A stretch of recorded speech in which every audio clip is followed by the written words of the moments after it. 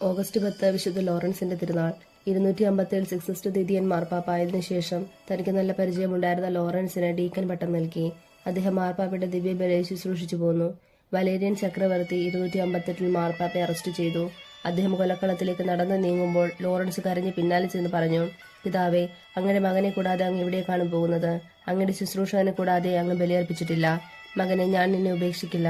നിന്റെ കൈവശമുള്ള തിരുസഭയുടെ നിധിയെല്ലാം ദരിദ്രർക്ക് കാണിച്ചു കൊടുക്കുക എന്ന് മാർപ്പാപ്പ പ്രതിവചിച്ചു. ലോറൻസ് തന്റെ കയ്യിലുള്ള സമ്പത്തെല്ലാം ദരിദ്രർക്കും വിധവകൾക്കും കാണിച്ചു കൊടുത്തു. റോമൻ പ്രിഫെക്ട് സഭയുടെ സ്വർണ്ണാഭരണങ്ങളും സ്വർണ്ണത്തിരികാലുകളും മുതൽക്കൂട്ടുകളും കാണിച്ചു കൊടുക്കാൻ ലോറൻസിനോട് ആവശ്യപ്പെട്ടു. ദരിദ്രരെയും വിധവകളെയും ദരിദ്രയായി നിർത്തി ഇവരാണ് സഭയുടെ മുതൽക്കൂട്ടെന്ന് പറഞ്ഞു. അനന്തരം തന്നെ പരിഹസിക്കുകയാണെന്ന് പറഞ്ഞ പ്രിഫെക്ട് ലോറൻസിനെ ഒരു രൂപപലകയിൽ കിടത്തി അടിയിൽ തീയിട്ടു. ദൈവസ്നേഹം അഗ്നി അവഗണിച്ച് പ്രാർത്ഥിച്ചുകൊണ്ടിരുന്നു. അവസാനം ലോറൻസ് മരണത്തെ പുൽകി. റോമ മുഴുവന്റെയും മാനസാന്തരത്തിന് ലോറൻസ് കാരണഭൂതനായി.